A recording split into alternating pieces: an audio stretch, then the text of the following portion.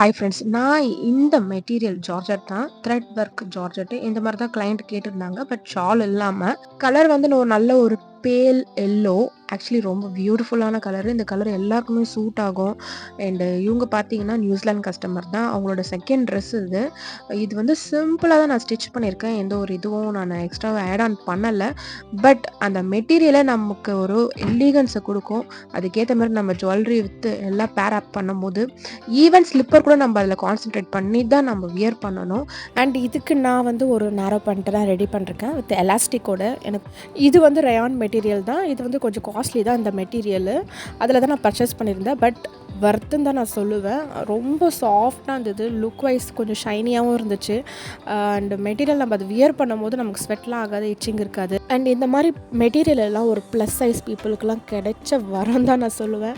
Actually அவ்வளோ ஆப்டாக suit ஆகும். ஸோ வீடியோ பிடிச்சா லைக் பண்ணுங்கள்.